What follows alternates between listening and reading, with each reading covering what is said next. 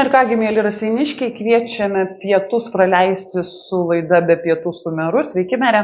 Sveiki, gyvi. Ir nesupykit, bet pradėsiu nuo tokio tradicinio mūsų klausimo. Mačiau ir to paties klausia raseiniškiai anonse. Tai kada bus atidarytas kultūros centras? Geras klausimas, tikrai nepykstu išgirdęs, nes lygiai taip pat pykstu ir aš. Tai nes tikėjausi, kad bus gerokai greičiau atidaromas, deja, biurokratija ir visi kiti dalykai užtempė šitą laiką ir manau, kad jau dabar netgi ir gavus tą parašą reikėtų pasiruošti atidarimui deramai ir kad jis būtų išgalvotas, nepaskubom. Aš manau, kad nukelsim į kokią nors apvalę datą, kur būtų kartu su kitu kažkokiu minėjimu ir ta savaitė būtent skirta visiems žmonėms. Jūs, mere, iš savo patirties esat kada girdėjęs apie tokio brangumo parašą? Aš turiu mintyje tai, kad ir galų gale tas pats kultūros centras stovi nenaudojamas, žmonės pikti ir kažkada pagalvojau, kad ko gero prezidento parašą būtų lengviau gauti negu inspektoriaus, kuris tikrina mūsų kultūros. Tokių parašų, kadangi susitinkam su kitais merais, gana dažnai kalbamės, tai tokių parašų yra ne vienas, yra sudėtinga gauti. Bet kita vertus, reikia prisimti ir patiems dalį atsakomybės, nes aš kaip meras esu atsakingas už visas kadencijas, kas vyko iki tol. Atrodo paradoksalu, bet kas vyko iki manęs taip pat yra ir mano galvos skausmas. Tai jeigu kažkas buvo nepadaryta ar kažkas vyko ne taip, tuo metu vis tiek galiausiai visą atsakomybę tenka man. Tai tokia nedėkinga situacija, tikrai nieko nekaltinsiu, bet manau, kad reikėjo to dėmesio daugiau šitam projektui iš senesnių kadencijų, kad tas projektas dabar būtų priduodamas daug kokybiškiau ir greičiau.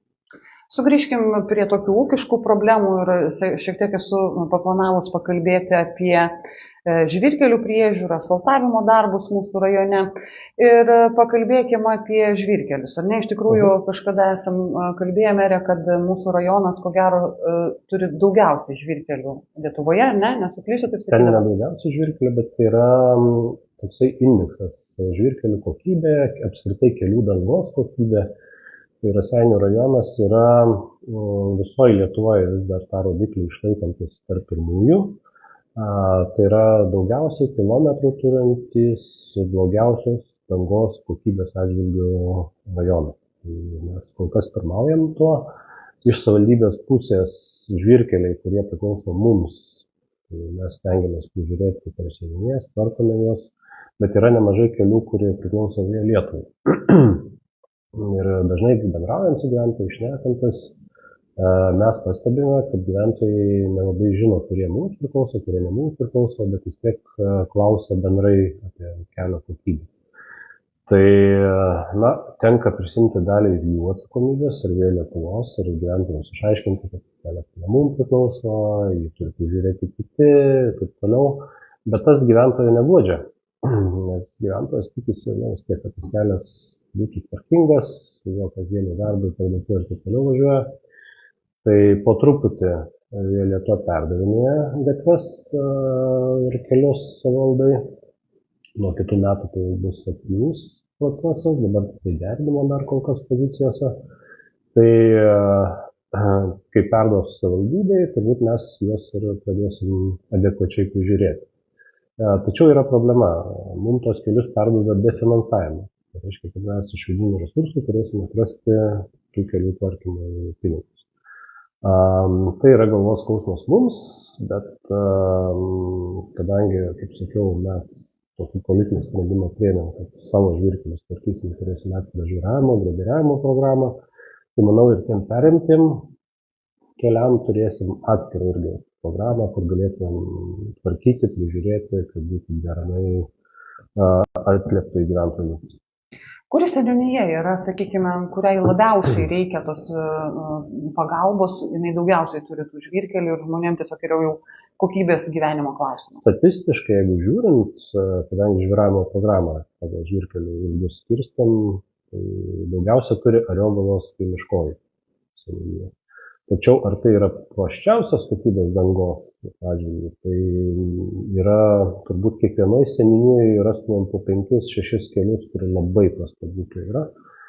Ir gyventojai praktiškai yra visą laiką teisūs, sakydami, kad tas kelias prastai prižiūrimas, netvarkingas ir panašiai. Tai manau, kad tokios seniūnijos vienos išskirti negalėčiau. Tai praktiškai visose, kai būna, tarkim, po lietaus, praėjus tam tikrą laiką, tai atsiranda ir patarka vadinama, ir apskritai kai kur grederiavimo kokybė, pavyzdžiui, yra prasta. Pavyzdžiui, sustrina velėna į centrą kelio ir panašiai akmenų pristumai. Tai teoriškai turėtų būti visiškai kitaip daroma. Turi būti formuojami krantai, turi būti kiti dalykai, kai mes susienijom kaip bendram, kurie, dar kartą pabrėžiu, priklauso savivaldybės jurisdikcijų keliai, tai sakom, jūs pirmiausia formuokite šlaitus, kad vanduo nutekėtų, formuokite pačią kelio dangą, jeigu matote, kad kažkur yra duobėta, tarkim, šaltiniai išplauna ar dar kažkokie dalykai, ten atsivežkite žvyro, papildomai skaldos, jeigu reikia ir panašiai, nes kiekviena seniūnija, kaip sakau, skirtingos situacijos. Ir kelias keliui nėra lygus, skirtinga apkrova, ūkininkai, kai kur padeda, kai kur nepadeda. Turbūt individualiai kiekviena seniūnija sprendžia. Teko matyti, jūs pasidalinote socialiniuose tinkluose naujų, aš dabar galvoju technologiškai, ar tai yra iš tikrųjų nauja, bet gal pas mus rajone tokia naujovė, tiesiog drėkinate žvyrkelius ir kažkokiam tai medžiagom ir kam? Praeitais metais pastebėjome, kad gyventojai labai daug skundų rašo dėl dulkėtumo. Nes yra ne viena gyvenvietė ar vienkiemis, kur yra arti žvyrkelio ir važiuojančiais automobiliai kelia dulkes ir gyventojai patiria didelį diskomfortą, nes negali nei išeiti į lauką, pabūti su šeiminiškiais ar kokią šašlykų įsikepti ar netgi skalbinių pasidžiauti. Tai, kadangi dulkės yra aplinkui, tai priėmėm, kad šiais metais komunalinis pabandys technologiją, tai yra tam tikra druska, tokia, kuri nesūdo, ne dar kažką daro, bet jinai suriša dulkės, taip vadinkim. Tai yra padidina aplinkos drėgmės koncentraciją į tas dulkės. Tai padengus tą druską kelią, jisai tampa mažiau dulkėtas. Tai jau pirmieji atsiliepimai iš gyventojų sakė, kad tikrai pasiteisino, džiaugiamės, kad yra pabarstyta. Pati technologija yra čia turbūt nei kažkokia naujovė, nei kažkas. Tai yra naudojama ir kitose savivaldybėse praktikose. Pas mūsų savivaldybėje tai yra pirmas technologija šiais metais. Tai mes tą irgi programą palaikysim ir tęsim ne vieniems metus. Na ir mūsų žiūrovas Laimonas yra uždavęs klausimą apie Ariogalą. Jisai teigia, kad Ariogalai vaikštant šaligatviu dantis palieka žmonės. Prierašas irgi dzin. Iš tikrųjų, na, mūsų viena iš didžiausių seniūnijų, ar ne, Ariogalos seniūnija, ir to dėmesio gal jie nutolę nuo centro galbūt mažiau sulaukia. Tai Ariogalos miestas apskritai, netgi kai kur kelkraščio neturi gatvėse, tai tą problemą irgi ketinam spręsti ir turbūt rekonstruojant ir tas gatves, kur dabar vandenys buvo nutiesti ir tvarkant aplinką, bus ir kelkraščiai padaryti ir dviračių takai bus padaryti neužilgo, per šios metus iki kitos vasaros turėtumėm padaryti. Ir atliepiant į gyventojų pastabą ir pagrindinę gatvę, jeigu tu pasižiūrėjus visame ilgyje, atkarpomis yra, vadinkim, geras kelkraštis, kur galėtų pėstieji vaikščioti ar dviračiai važiuoti. Kitur yra išlikęs asfalto kažkokia atkarpos ar dangos, o likusi dalis, pavyzdžiui, iš viso neturi. Tai mes irgi bandome iš ministerijų, iš kitų įstaigų pasižiūrėti, gal gautume finansavimą, nes tas kelias, pabrėšiu, priklauso Lietuvai, nėra mums, o bet kokio kelkraščio tvarkymas turi būti suderintas su Lietuva, ir tai yra jų finansai. Tai mes bandome kalbėti su Lietuva, su finansais, kad galima būtų atrasti tą atkarpą sutvarkyti ir kad vėliau kelkraščių. Ir pakalbėkime apie asfaltavimo darbus. Čia visi mes labiausiai šitą sritį mėgstam, visi laukiam, kur jų trūksta tų asfaltų. Ir dabar iš tikrųjų mieste tvarkoma Žvėryno gatvė, manau, didžiąją dalį vairuotojų tikrai džiugina ir leidžia mieste pasijust kaip didmiestį. Kol kas, kai yra uždaryta būtent Žvėryno gatvė, mūsų centras pasijunta smarkiau apkrautas, tačiau visi žinom, kad iškentėję, išvargę turėsim iš tikrųjų gerą asfalto dangą, tikėkimės. Ir galbūt dar šiemet Raseinių mieste arba Ariogaloje arba kitoje seniūnijoje irgi bus taip, sakykime, kardinaliai sutvarkyta kažkokia tai miesto ar miestelio gatvė. Taip, tokių planų turime. Mes apskritai šiem ir kitiem metam dar esame numatę projektavimą, nes gyventojai galvoja, kad asfaltavimas čia jau yra kaip čia kelių mėnesių darbas, tiesiog susimokai paslaugą ir tik žinai, deja, taip nėra, tai yra pakankamai ilgas procesas, nes reikia tam skirti projektavimo finansavimą, nes be projektų negalės asfaltuoti gatvės, tai šiais ir kitais metais mes pakankamai didelės lėšas skiriame būtent tom dalim, projektavimui, kad dar kitais metais būtų galima kuo daugiau darbų padaryti. Tai šiais metais Žvėryno gatvė buvo šiek tiek užstrigusi. Tai dėl elektros tinklų paviršinių, čia kaip ir daugiabučių kiemas Dubysos gatvėje, kur irgi buvo dėl aukštų, čia pasakyti, paviršės praktiškai esančių elektros aukštos įtampos kabelių buvimo.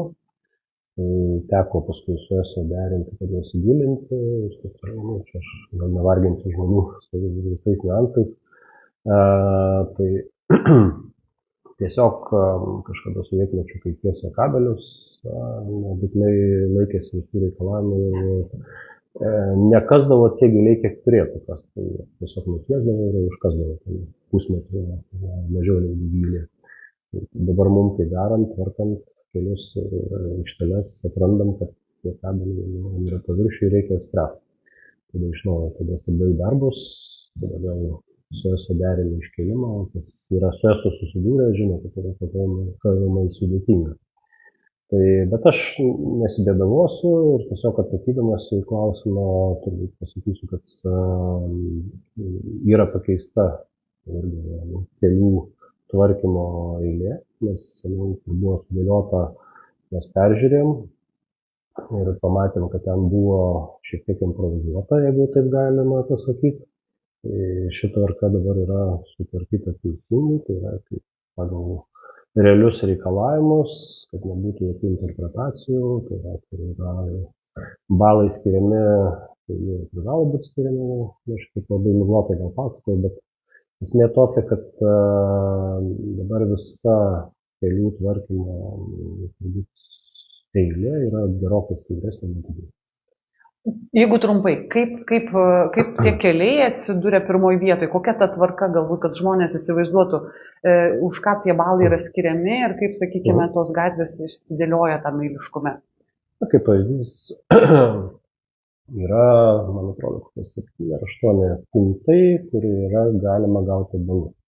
Kaip pavyzdys, 1 balas gaunamas, jeigu tuo keliu ar gatve važiuoja visuomeninis transportas, tai yra autobusas. Toliau gaunamas balas, jeigu yra visuomeninis pastatas, netoli, tai yra kokia nors mokykla, seniūnija ar panašiai, kur vedami. Ir taip toliau, darbo, pavyzdžiui, yra punktas, kad visa infrastruktūra yra nuvestyta, tai yra vandenis, kanalizacija, taip toliau, kad, pavyzdžiui, nutiesus asfaltą, paskui nereikėtų pjauti infrastruktūrų įvesti, panašiai, kažkokį brangesnį būdą rinktis, pavyzdžiui, padūrimo dalį. Tai ta balų sistema seniau buvo tokia šiek tiek interpretuota. Dabar pasižiūrėta grynai pagal teisės aktus, kaip yra įvertinta pagal registrų centrus irgi visi viešieji pastatai, kurie yra ir panašiai. Dabar yra ta gerokai skiriasi. Ar bendruomenė čia gali turėti kažkokią tai įtaką ar ne? Ir pareikšti savo nuomonę, kad čia mums reikia, o ne ten mums reikia gatvės? Visą laiką tai yra bandoma daryti, tačiau tuos visus reikalavimus mums yra išdėliojusi Lietuvos valstybė. Tai yra, mes negalime interpretuoti tų taisyklių, kurios yra mums nurodytos. Tai mes paprastai tiesiog pagal jas turime atliepti. Ir dėlioti, tai gyventojai, jeigu nori kreiptis dėl eiliškumo, pirmiausia turėtų kreiptis į aukštesnės įstaigas, tai yra ministerija pirmiausia, kad būtų keista tvarka.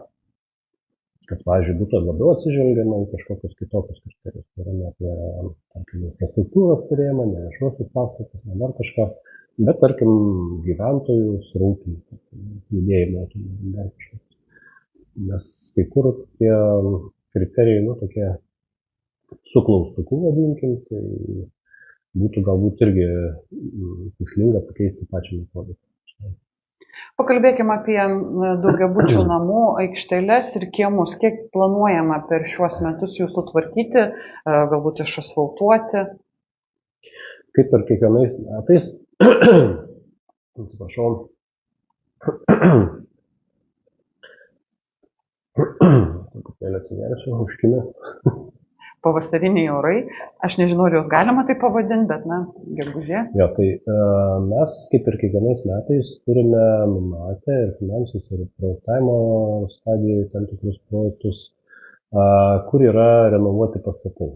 Yra pasakyta, kad ten, kurie renovuojasi, ten ir bus aikštelės. Tai tą mes eilę turim, jinai nesikeičia, tai pagal eilę visus ir darysim. Tai šiais metais yra finansai numatyti 2 aikštelėms. Dabar kuriom konkrečiai reikėtų man pasižiūrėti. Tai aš, jeigu bus galima, atsakysiu komentaru po šito video. Pakalbėkim tada dar kitų klausimų. Iš tikrųjų, šią savaitę toksai buvo paviešinta informacija apie mūsų miesto apželdinimą, jeigu taip jau grubiai pasakyti. Ir savivaldybė kviečia mūsų rajono gyventojus prisidėti prie šito plano. Ir realiai, ką tai reiškia praktiškai? Iš tikrųjų, pildant tą klausimyną, anketą, nėra jinai ten tokia paprasta, ar ne, ypač reikia pažymėti ten tos plotus, ko savivaldybė tikisi ir ar yra jau tas kažkoks judėjimas? Pagrindinis tikslas tai yra žaliųjų plotų didinimas urbanizuotoje teritorijoje. Jeigu paprastai šnekant, tai tiesiog augalų, medžių kiekio didinimas mieste. Tai gali būti nuo tarkim, kažkokiu tai vazonų, baigiant pasodintais medžiais ir panašiai. Tai paprastai savivaldybės tokius planus turi, Raseiniai tokio plano neturėjo.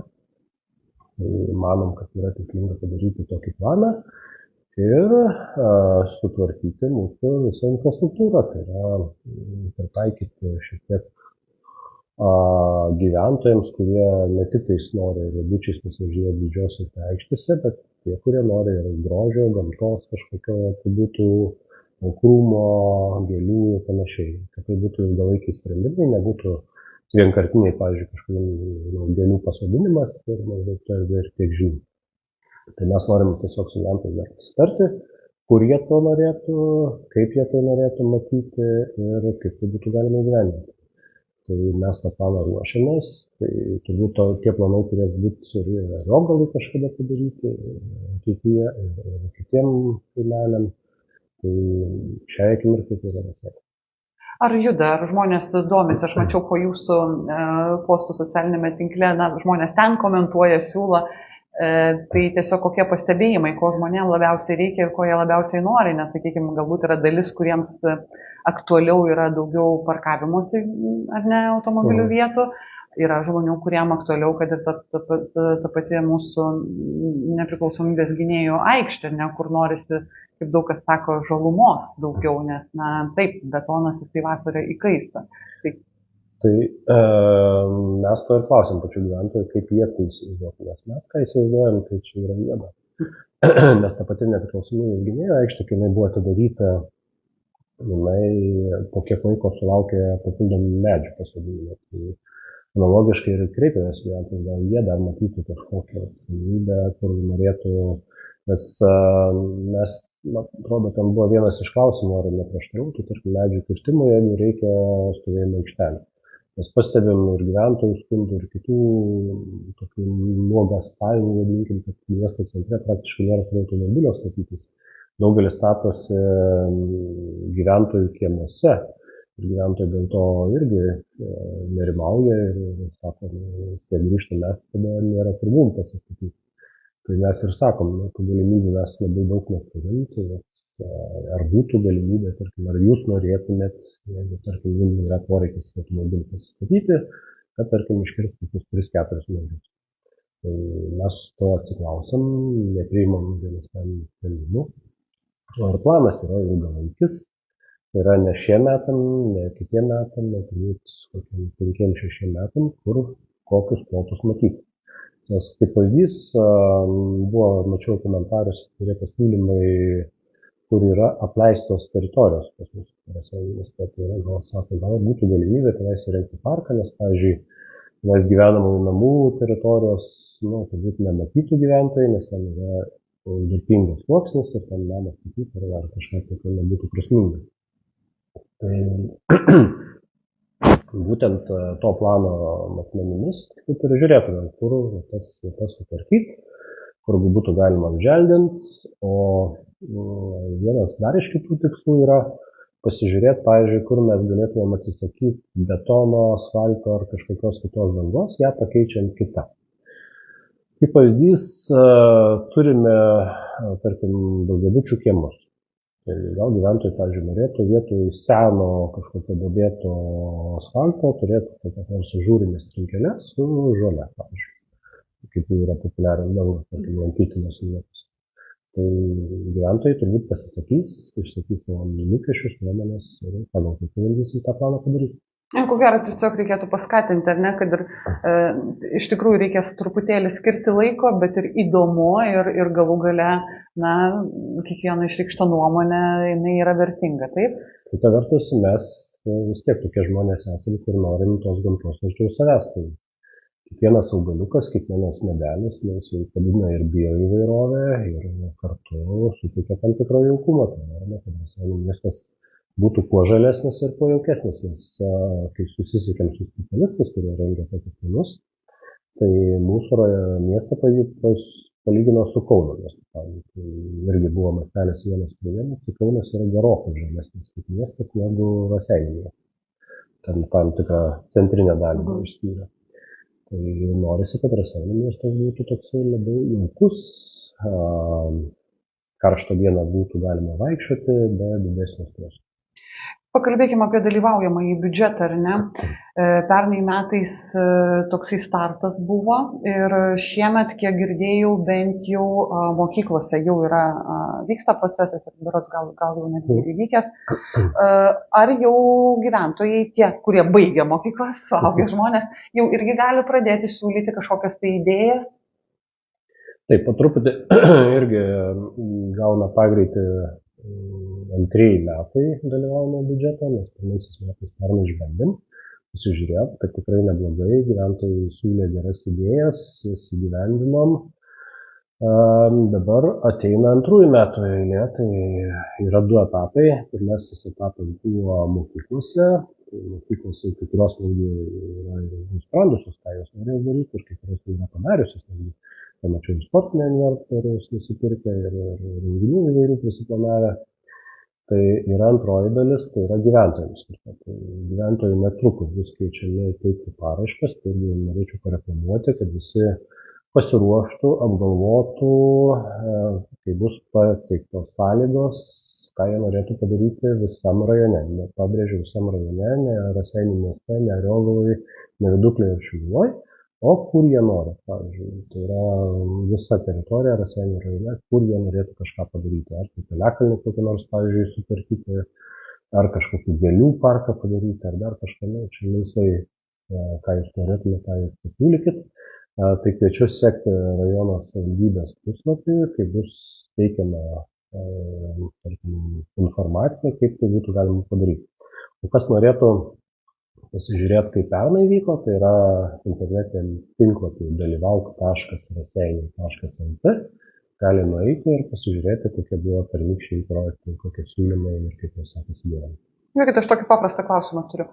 Daugiabučio namo bendryje, ne, sugalvoja, kad jie nori savo kieme, sakykime, kažkokio žaliosios zonos. Čia tinkamas dalykas yra? Tinkamas. Kiekvienas bendruomenė, kiekvienas žmogus, suradęs keletą palaikytojų, turi surinkti tam parašų, tam tikrą skaičių, reikia pasiskaityti sąlygas, tai surinkus parašus gali teikti siūlymą.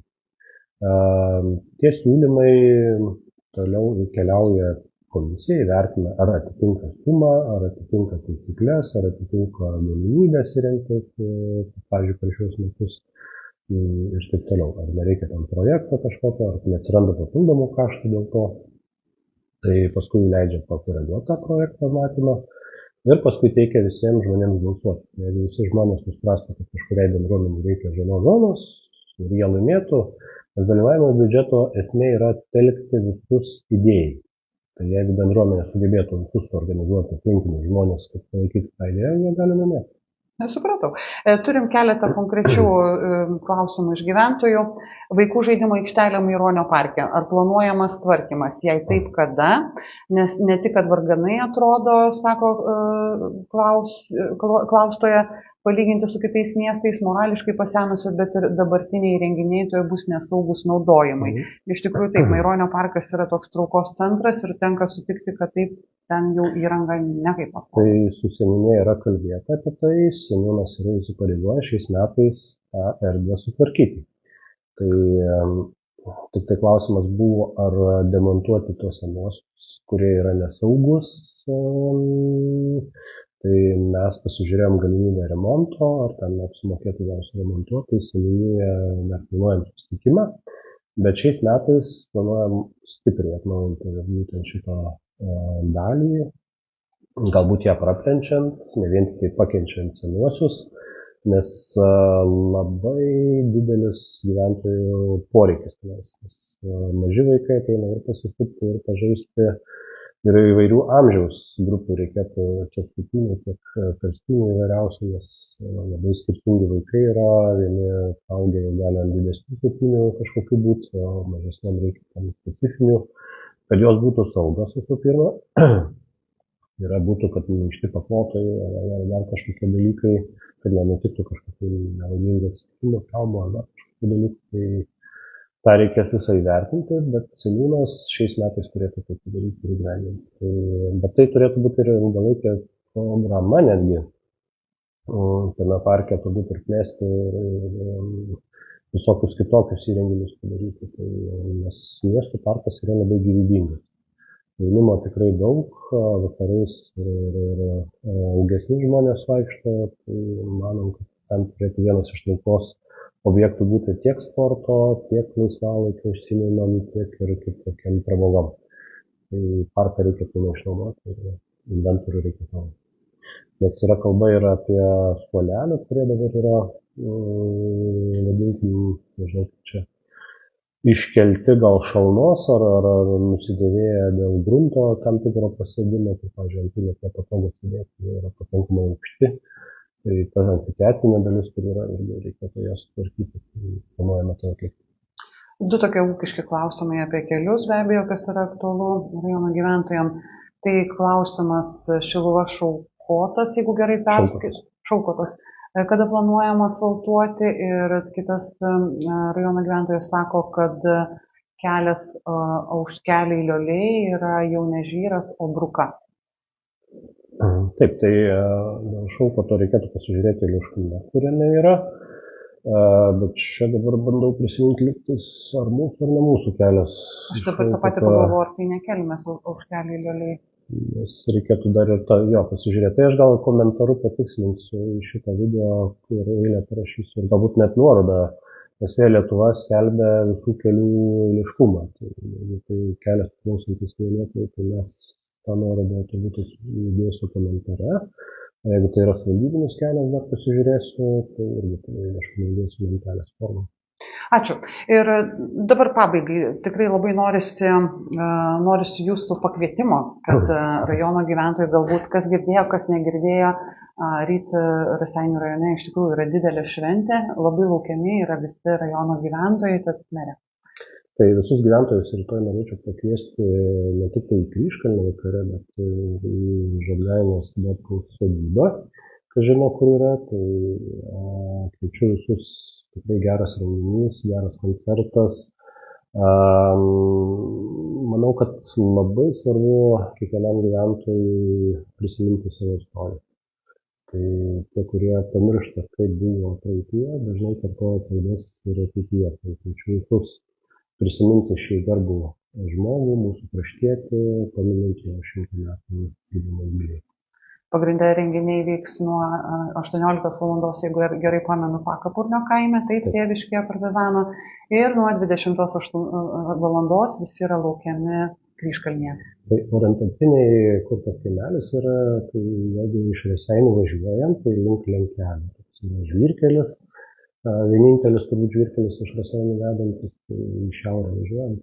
Tai būtų galima pasiekti pirmiausia sodybą, tenais paminėti su jos šeima, su jos artimaisiais ir galiausiai vykti į Kryžkalnį, atšvęsti jų platesnį mastą. Beje, ar aš klystu, ar į Kryžkalnį bus žmonės pavežami Raseinių autobusu? Bus ir autobusas, kuris neš nemokamai ir paskui iš renginį paveža. Taip, kad puikios visos galimybės šiltai apsirengti ir į renginį, taip? Taip, kviečiu labai. Ačiū merė už skirtą laiką ir iki malonaus. Viso.